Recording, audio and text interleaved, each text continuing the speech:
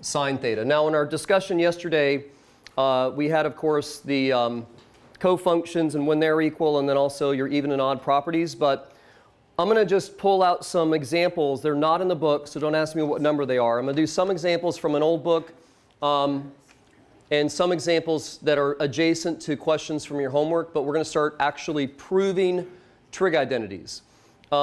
These are super fun to me, and hopefully some of you as well as we go through this. And I'm going to verbalize a lot of, suggestions of how to start and think about these. But ultimately, like I said yesterday, there is not a set of directions that I can give you that you can follow in a sequential manner and know that when you're done, you will get the right answer or that you will finish the proof. You're just going to have to try.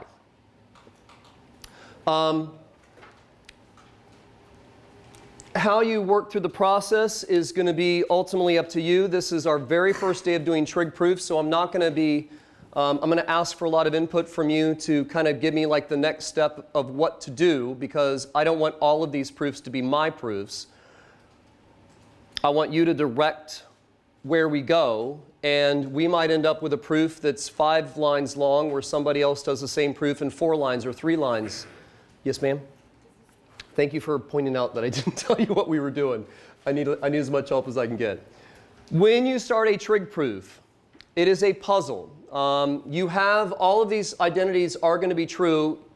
Someone proved them, but now it's your turn to prove them. So they are all true.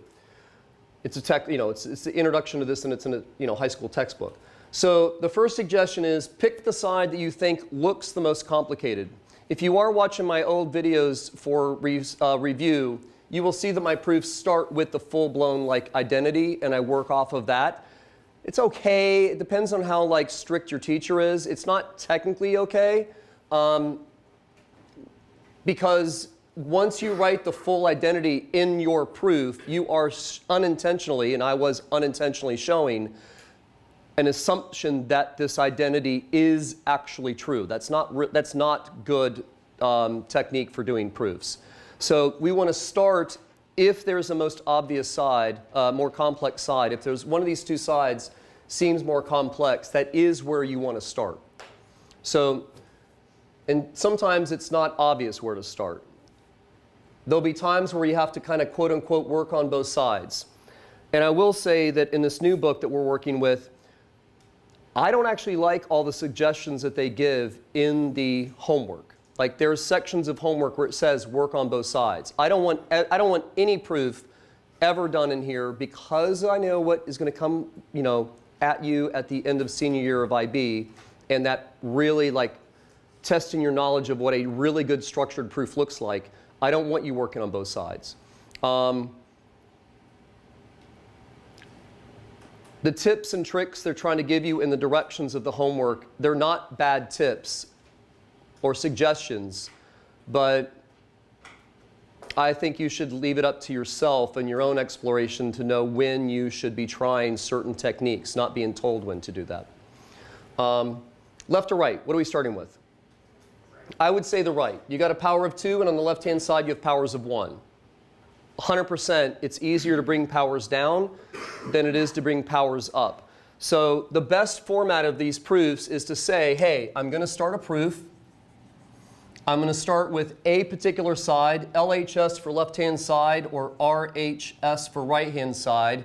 And we are starting with 1 minus cosine squared t over cosine of t. What do we want to do next?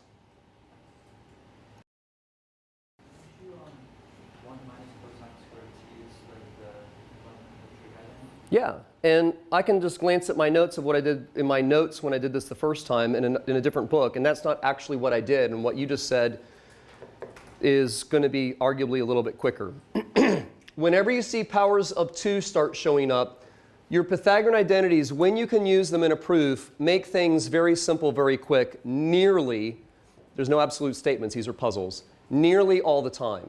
So if you see a time when you can apply one of these trig identities, these Pythagorean identities, you should try and do that, because it's almost always going to be something you really want to do. So we're going to substitute now. We're not proving these identities. They've already been proven. So we can move things from left to the right. I can add both sides by a sine squared or whatever. You know, I told you, like in a proof yesterday, you cannot ever work on both sides or work with them like they're equations, but these are now known to be true. So we're going to, you know, think about taking cosine squared and subtracting it to the other side, and 1 minus cosine squared is sine squared. This is just a substitution. So the 1 minus cosine squared comes out. Sine squared t goes in its place. And why do I keep writing COT for cotangent? I don't know. And so what made you think of replacing 1 minus cosine squared with sine squared? Okay, idea of just simpler. 2 terms instead of 1. What might be another reason why you would want to take 1 minus cosine squared out and replace it with sine squared? Maybe because it's the identities of sine. Yeah, okay, good. It's actually, you got cosine squared and sine squared related within the same identity, which is absolutely true and a good observation. Give me another reason why it might be a good idea to replace 1 minus cosine squared with sine squared.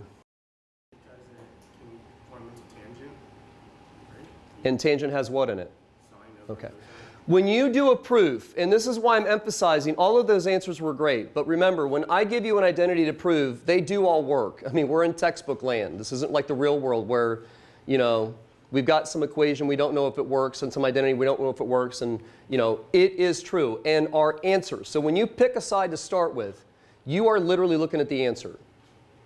You just have to make it show up. And when we started with the left-hand side, we only had an expression that had cosine in it. Your answer has a sine function. So you need, if you're going to get close to the answer, you need to work in that sine function into the numerator. So while you might do a step in a proof and then ultimately realize it wasn't useful, you coming up with ideas of what to try are not random. They shouldn't be random anyway.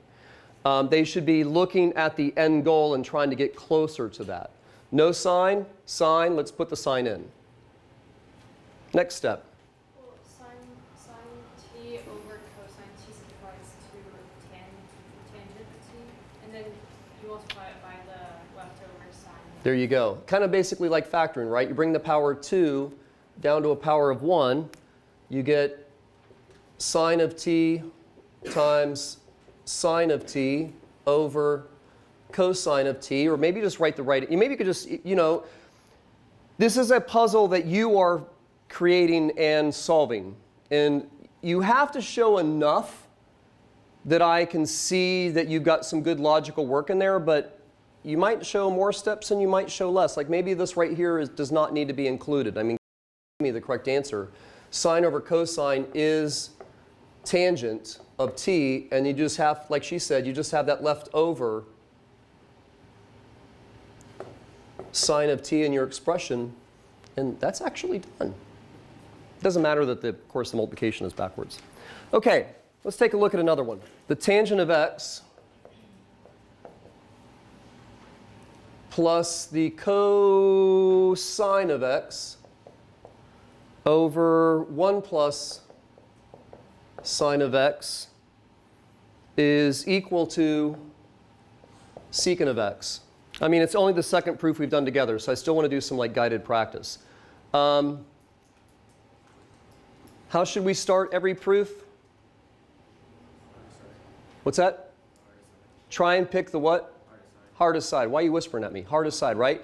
What looks the most complicated? There's a lot on the left-hand side, and the right-hand side is just secant. So start on the side that gives you some opportunity to combine like terms, work out some factoring, I don't know, do multiplication, whatever. So we're going to start our proof. by saying that we're doing a proof, we're going to identify what side that we are starting on. If you do not do this on your test, you will not get full credit. I'm modeling what I need you to do. And we have tangent of x plus cosine of x over 1 plus sine of x. Now, it's only our second proof together, right? So let me just kind of keep talking a little bit here. If there is a binomial squared, by all means, square that binomial.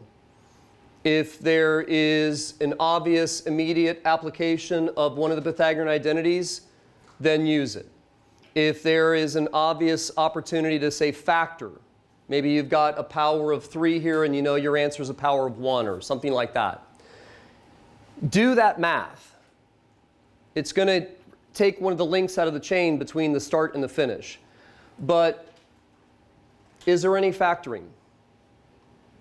Is there any math that we can obviously do, like multiplication or powers, like exponents? No.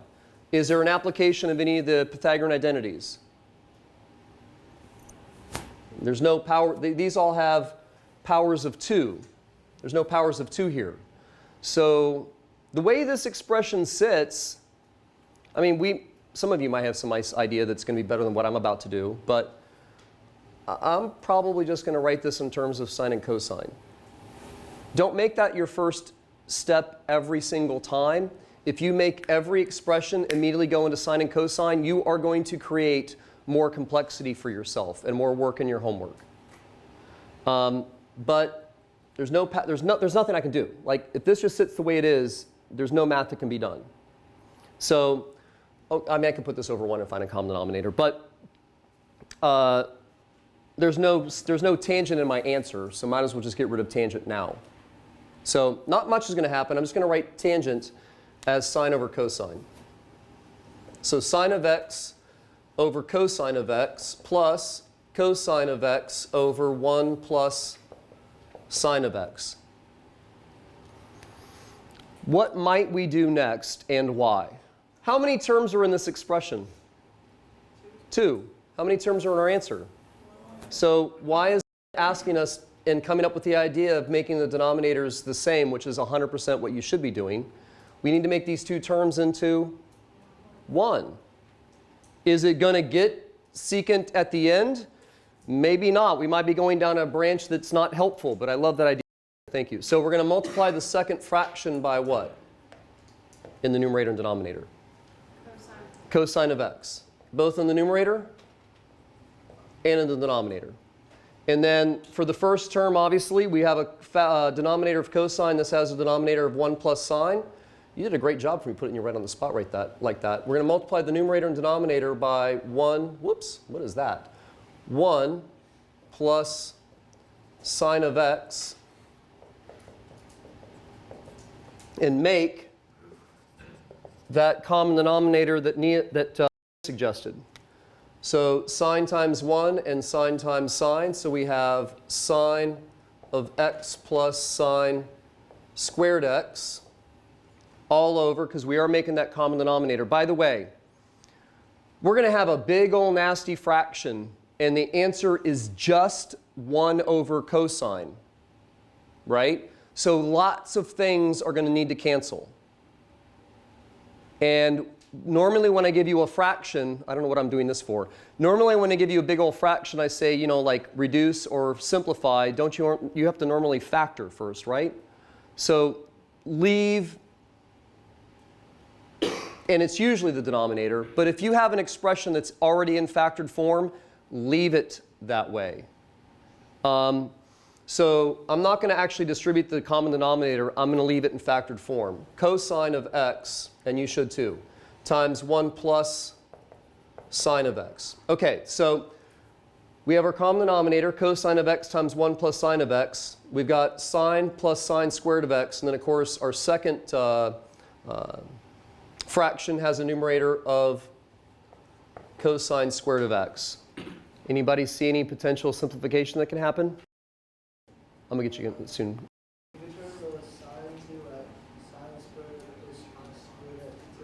Yeah.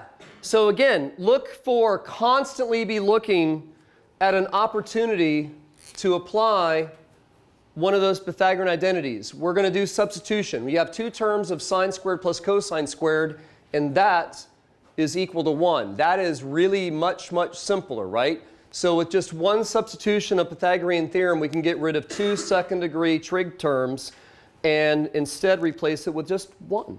So now we have sine of x plus 1, nice job, over cosine of x times 1 plus sine of x. And guess what? It reduces sine of x plus 1. They cancel out. And what's your final answer? 1 over cosine. 1 over cosine, which is what? Secant of x. And my gosh, look at there. It is what the right-hand side was. Bam! I love trig proofs. Let's take a look at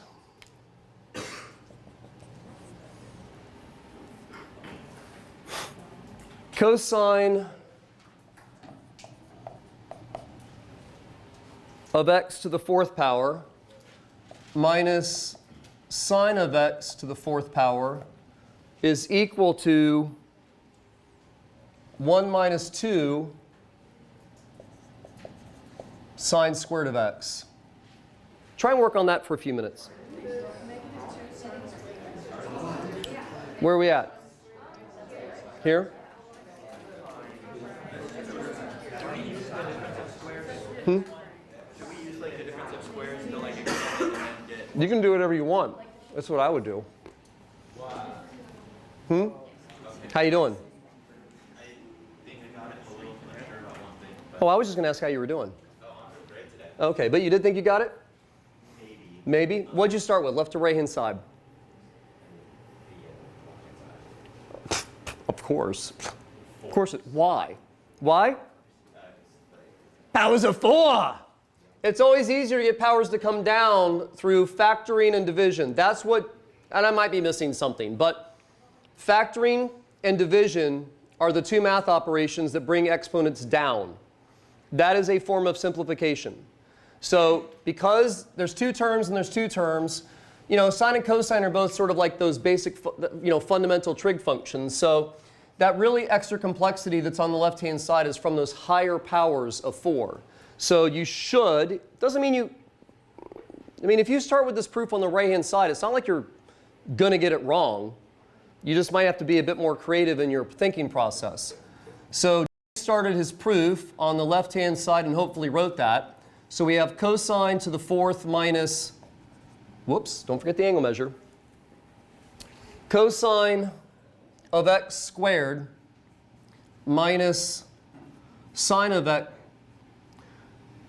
We're going to start with the left-hand side, which is cosine of x to the 4th minus sine of x, minus sine x to the 4th. And that is going to be equal to what? What'd you do next? Because, I mean, I can't, like, ask the class for help because Jack has done a proof, and I'm going to, either help him with a mistake he made or congratulate his, good work. Either way, it's good, but. So I said the cosine of x to the 4th equal to cosine x squared times cosine of parentheses minus. Okay, oof, got me confused there for a second. Yeah, you factored it. Almost sound like you're going to, apply some kind of Pythagorean identity, but yeah, you're going to factor. This is a difference of squares pattern. I know these aren't powers of 2, but they're even. Arguably, they don't even really have to be even. But this is a difference of squares pattern. The cosine of x to the 4th minus sine x to the 4th factored is, what do I want to put first? Cosine squared x plus sine of x squared times cosine of x squared minus sine of x squared. What'd you do next?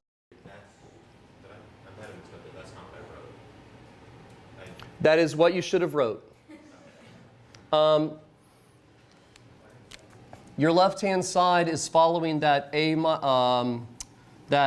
squared minus b squared pattern, which is going to be a plus b times a minus b. So I can look at your work individually to like see if mathematically what you wrote does work out. But going forward, when you have two terms that are subtracted, and those two terms have powers, even if one's not even, you could apply the difference of squares pattern. That's going to immediately get your powers down to a power of 2 like we have in the answer. All right, so this isn't what you did, but this is factored. So you want to help me out on the next step? Yeah, these are now done. We've proven or been told these are true, and thus we can manipulate those around. Yes, sir. So cosine x squared plus sine x squared is 2. Yeah, so now we're going to use this true Pythagorean identity to do a substitution where we take out the expression of cosine squared plus sine squared and replace that expression with what it's equal to. This is 1. So our next line is going to be basically 1 times, I'll just write that for teaching purposes, 1 times cosine squared x minus sine squared x. And someone else pick up the rest of this. What is going to be a good next step?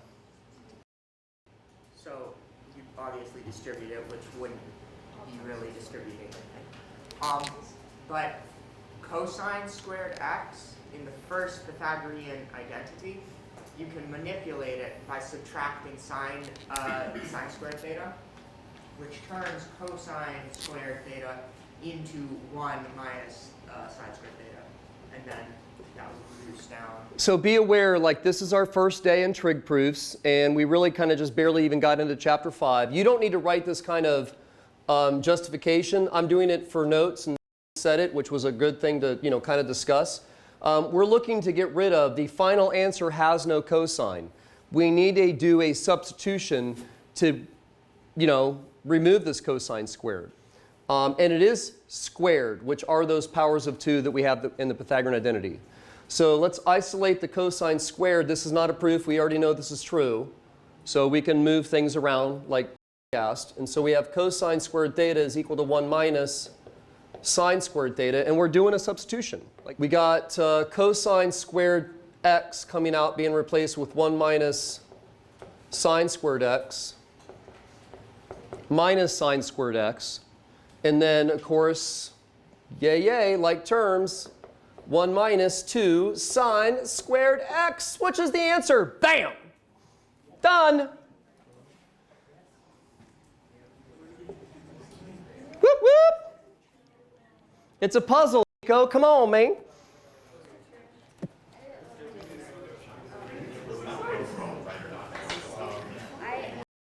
Did it a little bit different.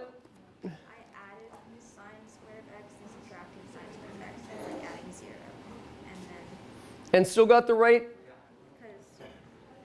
and still got the same answer, the right answer.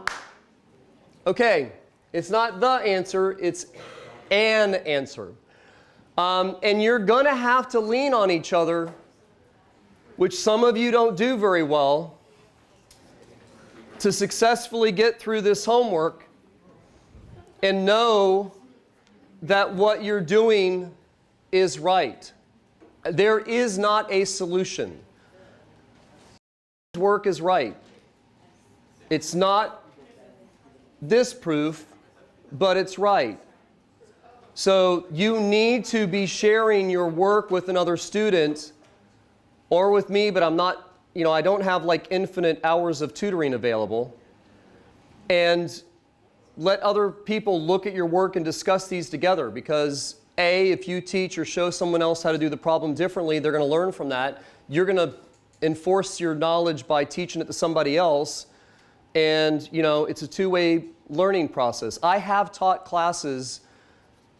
All my subjects I teach now I've taught for years. So it doesn't really happen very often. But when I'm teaching something new, there have definitely been times where I've went to teach something and realized I don't know what the heck I'm talking about. Like, I got the homework done and it was right, but I can't explain it, which means I don't know it. I've just stumbled across the right answer a few times. So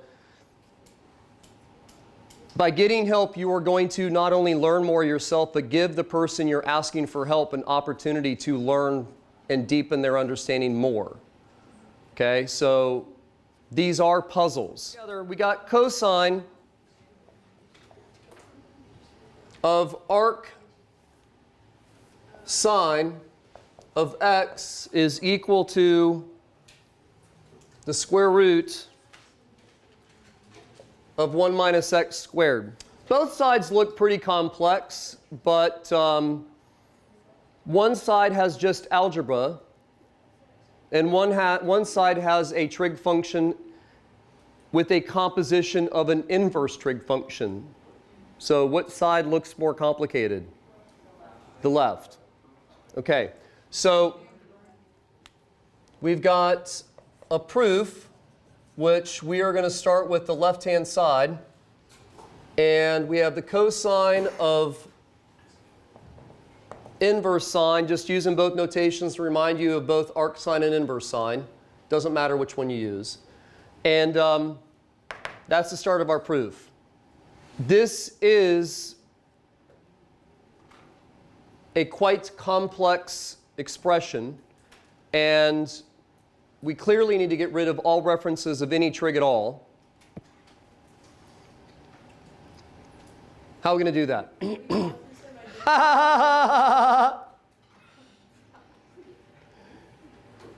have to edit that out. It's kind of like a really, very different looking expression. How about we just work with this inside first and evaluate the inverse sine of x. Now, what do you put into a trig function? An angle measure. What do you get out? Parts of a right triangle. So if this is going into an inverse trig function, this is parts of a right triangle. I'm going to go till I'm done with this example, so please don't pack up yet. So we need a little drawing of an angle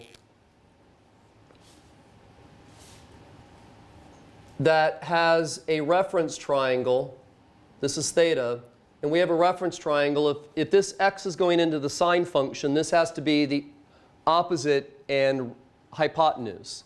So this x is really a vertical movement of x and have a hypotenuse of 1. And then Pythagorean theorem, which I'm just going to assume we know how to do because I'm running out of time, is going to make this 1 minus x squared. What do you get from an inverse trig function? An angle measure. So cosine of inverse sine is the cosine of theta. We have a drawing of theta and its reference triangle. What is the cosine of theta? Adjacent over hypotenuse. So it's square root of 1 minus x squared over 1, and that is the end of the proof. Bam! Get out of here. Go do your homework.